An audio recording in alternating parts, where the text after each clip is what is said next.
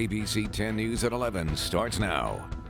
I want him to be safe and to keep me safe and, his grandparents and everybody around us. All San Diego adults will be eligible to get the vaccine starting tomorrow. The opportunity extends to anyone 16 and older. Good evening and thank you for joining us. I'm Steve Atkinson. And I'm Kimberly Hunt. ABC 10 News reporter Anthony Pura spoke with a North County family with his 16-year-old son set to get the shot tomorrow. I spoke with the teen's mother who says she was able to book an appointment for her son, something they thought was best for their family. Starting Thursday, most of San Diego County will be eligible to get the COVID-19 vaccine. Anyone 16 and older can book an appointment for the shot. I was surprised at how easy it was. Melanie Cabo is from Carlsbad. She made an appointment for her 16-year-old son to get the shot Thursday. I have a few mixed feelings. I don't want him to be a test subject, and I feel like it's still so new. But at the same time, because I have cancer and he's in school, I want him to be safe and to keep me safe and, his grandparents and everybody around us. San Diego Vaccine Angels is a group formed from a grassroots effort dedicated to helping people find appointments.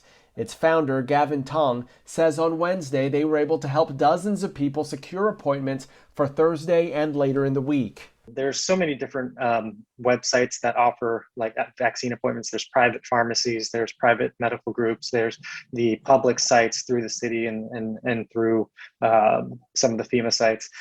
It's random. So if you're able to log on and you find an appointment then and there, you got to take it. At Wednesday's news conference, Supervisor Nathan Fletcher reminded people to have patience as they start looking for appointments now that more people are eligible. There will be the normal frustration that we've been through multiple times about challenges in getting appointments. And we just ask everyone continue to be patient. We've been through this multiple times. As for Melanie's son, he just wants to get it over with. But I think everybody else, a shot is not the most comfortable thing in the world. Anthony Pura, ABC 10 News. The CDC says it needs more time after discussing the nationwide pause on using the Johnson & Johnson vaccine. All 50 states have shelved it for now, and they're switching people's appointments to either Pfizer or Moderna. Experts are reminding Americans the risks are incredibly rare. Nearly 7 million Johnson & Johnson vaccines have already been administered. These are very, very rare events. I mean, if you think about it, one person has died after months of vaccinations. 1,000 people are dying almost every day from the disease itself. 6 patients, all women between 18 and 48 years old, developed a rare blood clot about a week or two after getting the vaccine. And so far, there's no evidence showing that the vaccine caused the clots, though there is a documented risk of blood clots for people who do get COVID. And the county reported 25 new COVID deaths today, bringing our total to more than 3,600. There were also 260 new reported cases, while our test positivity rate held at 2%. A scaled-back version of the county fair will be held this year. Today, the Del Mar Fairgrounds announced Homegrown Fun will be held from June the 11th through July 4th. It will offer a taste of fair favorites, including shopping, food, Ferris wheel, and agricultural events. Masks and social distancing, they will be required. Capacity will be limited and tickets must be purchased in advance. Those will go on sale for $10 a piece starting May 1st. This particular incident could have gone a lot worse. Fortunately, it didn't.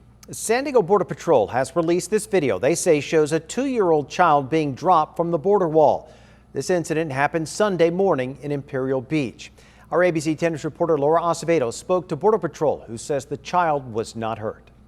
Agents say the child was caught by his dad on the north side of the fence. In a statement, the chief saying this event could have been catastrophic. The 48-second video was posted on Twitter by San Diego Border Patrol's chief patrol agent. The footage captured by the agency's surveillance system Sunday morning, shortly after midnight. The 2-year-old child was dropped by a smuggler from the top of the 18-foot wall. The video shows a number of people along the border wall, zoomed in and spotlighting a 2-year-old child as they're put over the wall and then dropped to someone below. The wall, 18 feet tall. This is another stark reminder that smugglers don't care about people's lives. According to Border Patrol, the father was the person who caught the child. The toddler was unhurt. The pair from Ghana with no legal status in the U.S.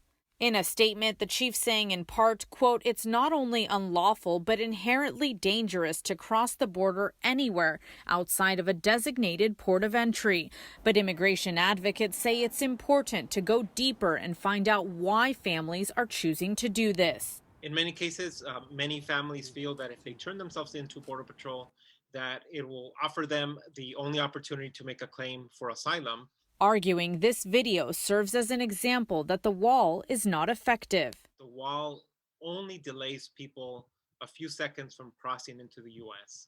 And more than anything, it was a political stunt to rally a base of people who believe that border walls would be a solution. But agents argue the wall does slow criminal activity and say this shows that smugglers don't care. The smugglers, as they carry on their criminal operations, they don't think of human beings as people. They see them as cargo. Laura Acevedo, ABC 10 News.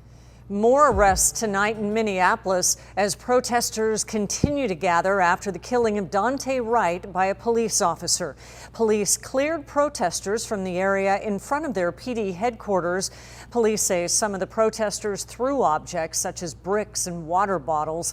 Today, the officer who shot Wright, Kimberly Potter, was charged with second-degree manslaughter. Wright's family says the charges aren't enough. She was alone, right?